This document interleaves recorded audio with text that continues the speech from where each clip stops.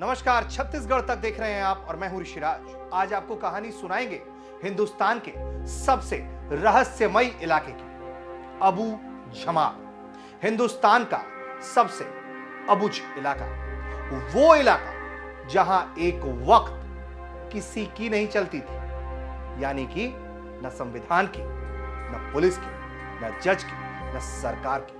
कोई व्यवस्था वहां सांस तक नहीं ले पाती थी। जहां जाने से पहले सरकारी सिस्टम की टांगे कांपने लगती थी। उस इलाके की कहानी जानकर आपको यकीन करना मुश्किल लगेगा।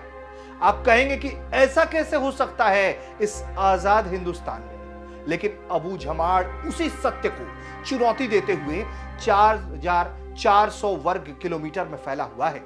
जंगल, गहरी घाटी, गुमनाम करीब 237 ऐसे गांव जिनका अब तक भू सर्वेक्षण ना मुगल कर पाए, ना ब्रिटिश राज में यह हो पाया और ना ही आजादी के बाद कोई भारत की सरकार यह करे। छत्तीसगढ़ राज्य के बस्तर संभाग के नारायणपुर जिला का एक इलाका है अबू झमाड़, जिसकी सीमाएं महाराष्ट्र और आंध्र प्रदेश से लगती हैं, जहां एक नहीं अनेक रहस्यों का बाढ़ है।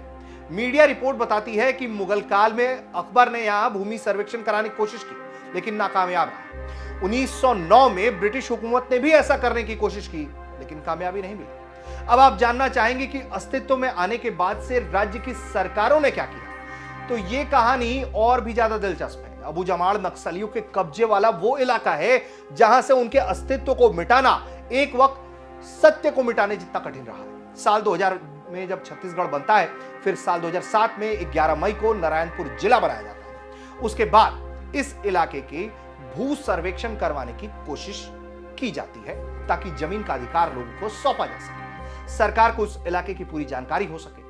मीडिया रिपोर्ट में दावा है कि राजनांदगांव जिले से राजस्व निरीक्षकों की टीम जब अबू झमाड़ का सर्वे करने के लिए भेजी गई, वहां टीम पहुंचती है और वो खौफ से भरकर लौट आती है। साल 2009 में सरकार ने अबू झमाड़ के सर्वेक्षण के लिए 22 राजस्व निरीक्षकों की भर्ती की, लेकिन एक ने भी, यकीन करना मुश्किल होगा, एक ने भी सरकारी नौकरी ज्वाइन नहीं किया।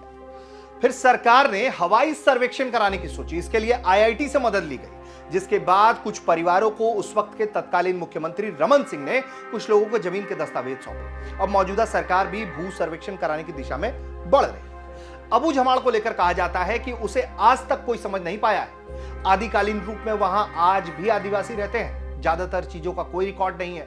60% इलाका अब भी अति संवेदनशील है। ज्यादातर इलाकों में सड़कें नहीं है।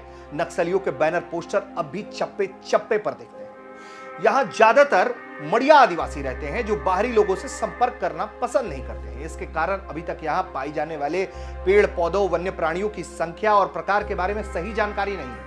यह इलाका बाघों के लिए भी काफी महत्वपूर्ण है कि जो बाघ हैं उनकी भी कोई गणना नहीं है। और जो सबसे अलग बात है वो ये कि ये इकलौता ऐसा इलाका है जहां कभी जंगल की कटाई नहीं हुई। ये इलाका अब भी दो सरकारों के बीच में झूल रहा है। जहां विकास की तस्वीर दिखाई देती है वो इलाका संवैधानिक सरकार की कंट्रोल में है, और वो इलाका जो अलग दिखाई देता है विकास से, वहां चलता है नक्सलियों का कथित राज। और कुछ यही दिलचस्प कहानी है अबू झमाड़ की। हम उम्मीद करते हैं कि आपको हमारी ये कहानी पसंद आई होगी। हमारी कहानी पसंद आई तो फिर ऐसी खबरों के लिए देखते रहिए छत्तीसगढ़ तक, और चैनल को सब्सक्राइब करना, लाइक करना, फॉलो करना ना भूलें।